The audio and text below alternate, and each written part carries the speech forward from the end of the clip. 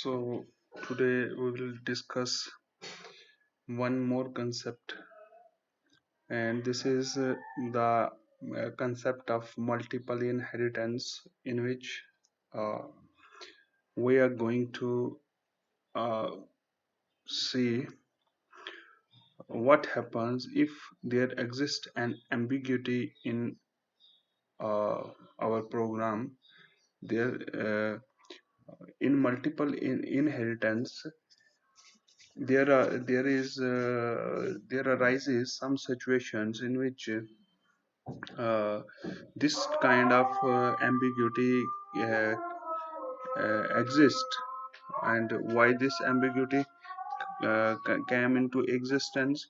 uh, we will try to understand this concept by mean of this very example, by mean of this program, right? So अगर आप इस programme को देखेंगे तो इस programme में आपको what you are going to get in this program is we have some classes declared over here. This one is a base class, and if you look at this one, this is another class which is a derived class. It has been derived publicly from the base class, and the name of the class is d1. One more derived class is d2, which is derived publicly from base. So these two classes are derived from the base class in public mode, right? We are going to, this is not the multiple inheritance. Multiple inheritance means if we have a class which get derived from more than one base classes. So here d3 is a multiple. Here this concept get applied. The concept of multiple inheritance get applied over here. If you look at this one, d1 got derived from d3 get derived from d1 and d2. All right. So what happens over here is the base class which is derived by d1 and d2 is going to be the part of d3 too, d3 also, right? So now this d3 has been derived from d1 and d2, and d1 and d2 both have the copy of the base class. So what happens in this case is the members of the base class which are inherited by d1 and d2, they become duplicate in this section, in this class. In d3 they have, d3 will have two copies of the base. One it get through d1 and the other one it get through d2. d3 के पास base की दो copies आएंगी, एक d1 के through और दूसरा d2 के through आ जाएगी, राइट? सो अब d1 में बेस में है क्या? What the base is containing? Base is having a variable a. So you will see whenever you are going to create the object of d3, that very object will have two copies of a. That very object will have two copies of a. One in the derived class, which is a base class d1. d1 is a base class for d3, but it is a derived class which has been derived from the base class. Now d2 is also a base for d3, but it has been derived from the base class. So both these d1 and d2 are having a variable a in them. So whenever we create an object in a main like this one, and we will call a, we will write a statement like this. If we write a statement like this, what will happen? the compiler get confused by this type of the assignment as object obj2 is having two copies of A. Now to which A it has to assign this value? To which A we want to assign, actually we want to assign the value this. So if we are going to assign a value to A, but A has, there is a duplicate copy of A in obj, so it will be a confusion for a compiler to identify which A we are talking about, which A we are talking about. So you will see that I have written a comment over here, ambiguous, and when I run this program you will see that here you get an error in the line number 30, request for member A is ambiguous, right? So how to resolve this issue? How to resolve this ambiguity? To resolve this ambiguity, we will have to write the complete name of the variable over here. So what will be that name?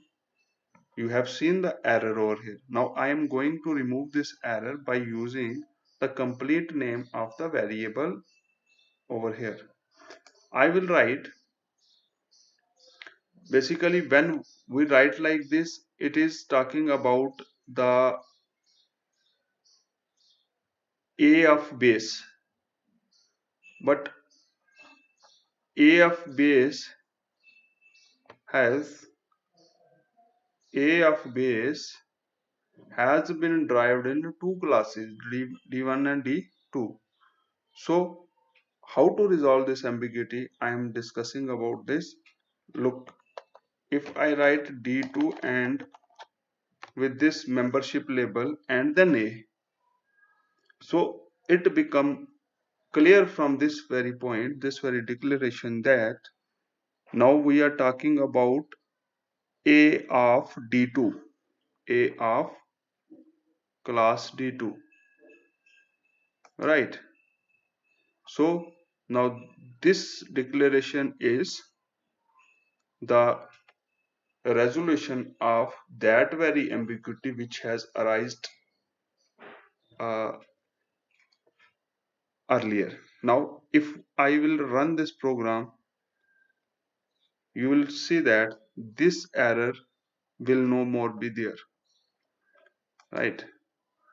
Let me run this program.